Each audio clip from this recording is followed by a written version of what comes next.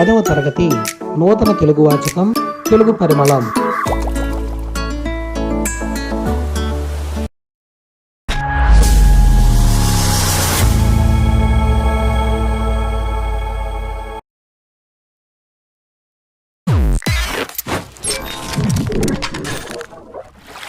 మూడవ పాఠం శతక మాధుర్యం.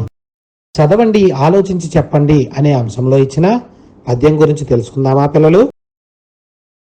జ్ఞానుల చరితము వీనుల నానుచు సత్పురుష గోష్ఠి ననగంబనుచుంబునుము ధర్మపదంబును తానెరిగిన ఎంత మరువదగదు కుమారా. ఈ పద్యానికి భావం చూడండి. ఓ కుమారా, జ్ఞానుల చరిత్రలను వినుటయును సజ్జనుల సభలో పాల్గొనుట వలనను పాపములు నశించునని తెలియను. కావున నీ శక్తి సామర్థ్యాలున్నంత వరకు ధర్మమును వీడక ఈ భూమి యందు నడుచుకొనుము. చదవండి, ఆలోచించి చెప్పండి అనే అంశంలో ఇచ్చిన పద్యం గురించి, దాని యొక్క భావం గురించి తెలుసుకున్నారు కదా. ఇప్పుడు ఇచ్చిన ప్రశ్నలకు సమాధానాలు చెప్పండి. మంచివారితో స్నేహం వలన ఫలితం ఏమిటి? మంచివారితో స్నేహం వలన మంచి లక్షణాలు వస్తాయి. అంతేకాకుండా సమాజంలో సత్కీర్తి పొందవచ్చు. దేనిని మరువకూడదు?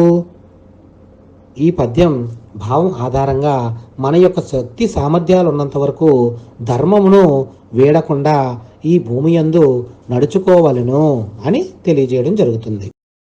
ఇలాంటి పద్యాలు మనకు వేటిని బోధిస్తాయి? ఇలాంటి పద్యాలు మనకి నీతిని తెలియజేస్తాయి.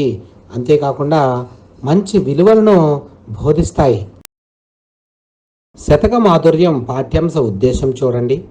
శతక పద్యాలు జీవన నైపుణ్యాలను ప్రబోధిస్తాయి. ఈ పద్యాల ద్వారా విద్యార్థులను ఉత్తమ పౌరులుగా, లోకజ్ఞానం కలవారిగా తీర్చిదిద్ది వారిలో నైతిక విలువలు పెంపొందింపచేయడమే ఈ పాఠం ఉద్దేశం. ఈ పాఠ్యాంశంలో 11 పద్యాలు ఇవ్వడం జరిగింది. ఈ పద్యాలు రాసినటువంటి వివిధ కవుల గురించి ఇప్పుడు తెలుసుకుందాం. మరి చూడండి. మారద వెంకయ్య క్రీస్తు శకం 1550-1600 మధ్యకాలానికి చెందిన కవి. వీరు భాస్కర శతకం రచించారు. ఈ శతకం ఉదాహరణపూర్వకమైన నీతి బోధలతో కొనసాగుతోంది. ఇది తెలుగులో వచ్చిన మొదటి దృష్టాంత శతకం. ధూర్జటి ఈయన 16వ శతాబ్దానికి చెందినవారు. శ్రీకృష్ణదేవరాయల అష్టదిగ్గజ కవులలో ధూర్జటి ఒకరు. శ్రీకాళహస్తీశ్వర శతకం, శ్రీకాళహస్తి మహాత్మ్యం రచించారు. శ్రీ పోతులూరి వీరబ్రహ్మేంద్ర స్వామి ఈయన 17వ శతాబ్దానికి చెందిన కవి. ఈయన కడప జిల్లా వాసి. కాలజ్ఞానం, కాళికాంబా సప్తసతి, సిద్ధ గురుబోధ, వీర కాళికాంబా శతకం వంటి రచనలు చేశారు. వేమన క్రీస్తు శకం 1652-1730 మధ్య కాలానికి చెందిన కవి అని పరిశోధకుల అభిప్రాయం. ఈయన శ్రీ సత్యసాయి జిల్లా కాటారుపల్లిలో సిద్ధి పొందారు. విశ్వదాభిరామ వినురవేమ అనే మకుటంతో ఆటవెలది చందంలో పద్యాలను రచించారు. ఏనుగు లక్ష్మణ కవి. ఈయన కాకినాడ జిల్లా పెద్దాడ గ్రామవాసి. భర్తృహరి సంస్కృతంలో రాసిన సుభాషిత త్రిశతిని సుభాషిత రత్నావళి పేరుతో తెలుగులోనికి అనువదించారు. వీరు రామేశ్వర మహత్యం, విశ్వామిత్ర చరిత్ర, గంగా మహత్యం, రామ విలాసం వంటి రచనలు చేశారు. శ్రీమతి దార్ల సుందరీమణి ఈమె 19వ శతాబ్ది కవయిత్రి. పల్నాడు జిల్లాలోని చెర్లగుడిపాడు గ్రామంలో జన్మించారు. ఈమె 1833లో భావలింగ శతకం రచించారు. త్రిపురనేని రామస్వామి చౌదరి క్రీస్తు శకం 1887-1943 కృష్ణా జిల్లా అంగలూరులో ఒక రైతు కుటుంబంలో జన్మించారు. కుప్పుస్వామి శతకం సూత పురాణం, భూని, రాణా ప్రతాప్ వంటి రచనలు చేశారు. షేక్ మహమ్మద్ హుస్సేన్, ఈయన 20వ శతాబ్దానికి చెందిన కవి. ఏలూరు జిల్లా దొరసానిపాడు గ్రామంలో జన్మించారు. హరిహరనాథ శతకం వంటి రచనలు చేశారు.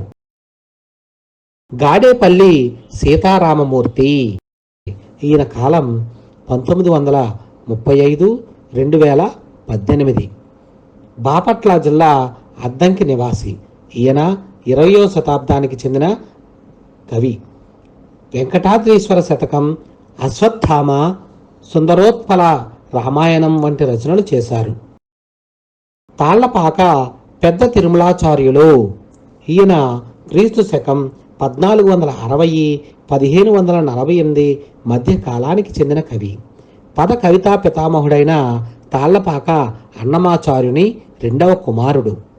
సుదర్శన రగడ, వెంకటేశ శతకం, వెంకటేశ్వర వచనాలు, ఆధ్యాత్మ సంకీర్తనలు వంటి రచనలు చేశారు. శతక ప్రక్రియ చూడండి. 100 పద్యాల రచనను శతకం అంటారు. శతకాలలో 100 నుండి 108 పద్యాలు ఉంటాయి. శతకానికి మకుటం ప్రధానంగా ఉంటుంది. మకుటం అంటే కిరీటం. ఇది శతక పద్యాలలో ప్రతి పద్యం చివర ఉంటుంది. ఇది పదంగా గాని, అర్ధ పాదంగా గాని, పాదంగా గాని, పాద ద్వయంగా గాని ఉండవచ్చు.